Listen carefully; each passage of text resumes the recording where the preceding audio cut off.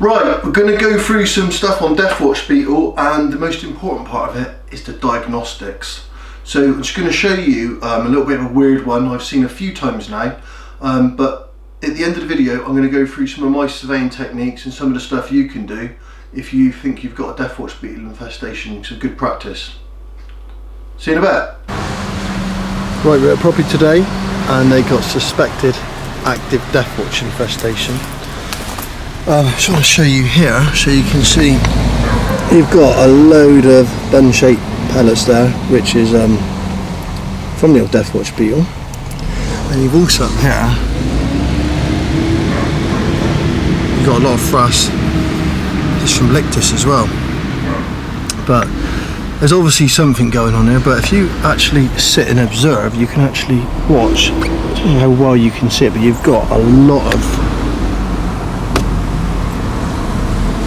banging on timber you can see it all coming out down there, but you've also got, if I can catch one a minute, if I can just catch one, there you go, you've got like a flying ant, and this is the problem.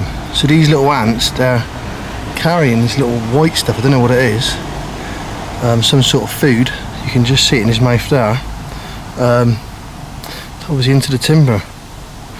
But that is what's going on. I don't think there's any activity from any Deathwatch or anything like that, or lictus. This is just basically from these things going into the holes of the Deathwatch.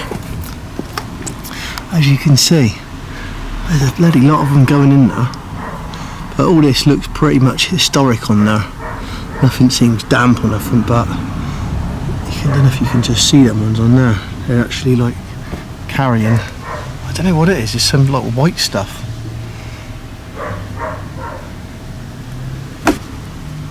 There's another one there.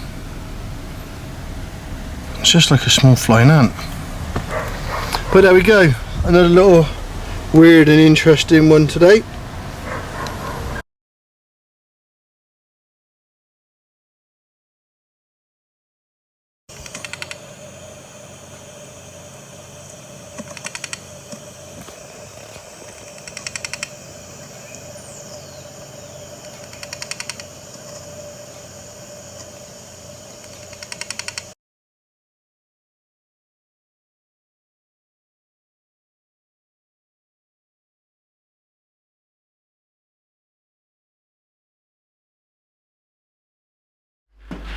Right, if you've made it this far, you must have plenty of time on your hands, but also I was just basically showing, that video just shows you cannot presume nothing.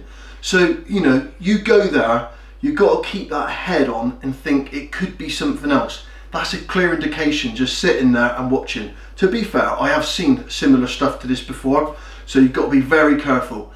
Really good point here. I get a lot of inquiries about Deathwatch, and a lot of this stuff, it's just not active. What you got to remember is, you know, I'm involved in this every day, so if you're a homeowner, I can understand it's very scary. You hear that tap, tap, tap, tap, tap, like in the video, and you're thinking, oh my God, how much is this going to cost? Is the insurance going to pay this thousands? What are we going to do? Are we going to move out? Well, actually, it's probably not that bad. If you've got an old timber frame building and it's been messed about with, it can get scary. But if you've got the old timber there, it's not normally that bad. What you got to remember is a lot of these timbers, they're oversized anyway, they're huge girt things, so if a little bit's missing, it's not the end of the world. Real big tip here, so a lot of the inquiries I get through, they've got basically frass or dust or what have you on surfaces beneath big timbers. Now, what you got to remember, people got kids running around, we're running around for work in the morning, you've got these old buildings, they're moving about a little bit anyway. A lot of these timbers have got cracks and fissures going through them, and what you typically find is, if you bang those timbers, you get little bits of old frass come out and dust. So, big tip here, get a hoover and hoover, if you've got a problem there, hoover them all out. Get it all hoovered out, give them a bang, and hopefully that might, you know, stop anything coming out, and that might help you feel less anxious, so we can say, because it does get a bit anxious. Another thing you can do, big timbers as well, is you can put like a sugar paper over them, or like you can make it say a bit colour coded. If you've got a black timber, you can put a black piece on there, tape it on there, and when in the warmer months in the flight season, if there's any activity, you'll find little holes where they've bitten through. I worked for a lady once, a lovely old lady years ago. She was a very accomplished painter. I told her about this because you've just bought this house, and the chartered surveyor had said, look, you know, you've got a lot of Deathwatch holes, this, that and the other, it could be active, da da da da. And he put it on to me, and I said, this is what you can do.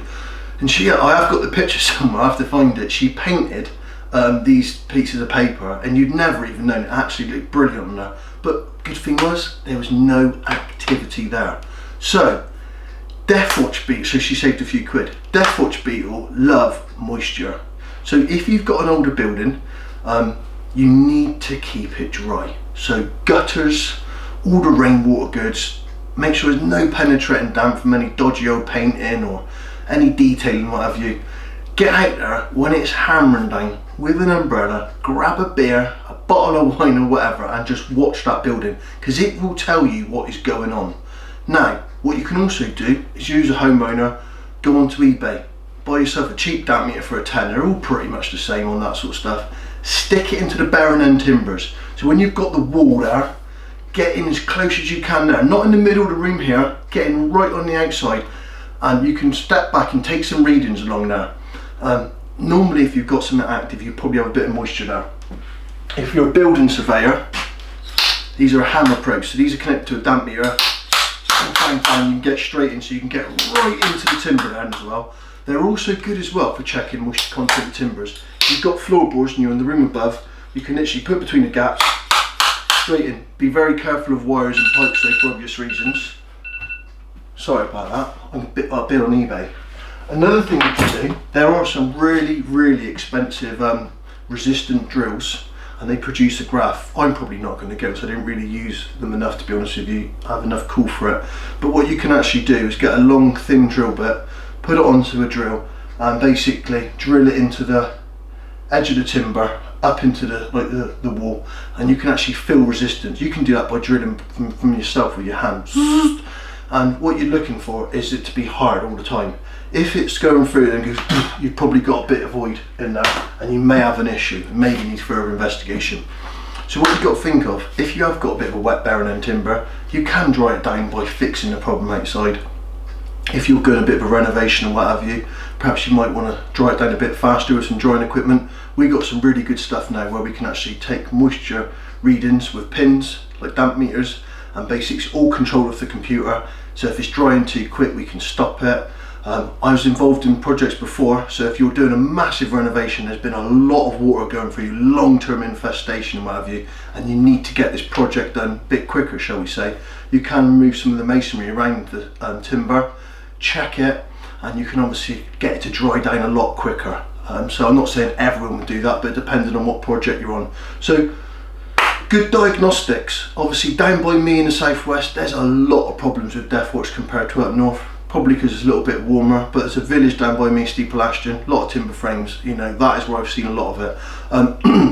I've got some good videos coming up on some woodworm stuff, lots of long-term data logging I've been doing on underfloors. I also had some really amazing specialist graphs and Excel spreadsheets made for me about 4 years ago, so it's been an ongoing project. And I've also got a lot of woodworm I've been sort of like nurturing shell along, and you can actually see what's been going on. Lots of frass on some big old timbers on there, so it's interesting. Hopefully I'm going to probably do it over Christmas, but I have been saying that for 4 years. Well, not, I started in 4 years, shall we say, 4 years ago. But hope it's been from interest. So if you have got any Deathwatch beetle infestation, sometimes just stay a little bit calmer. I know you can be anxious hearing that tapping, and get yourself someone out as a specialist. I've given you a couple of tips now.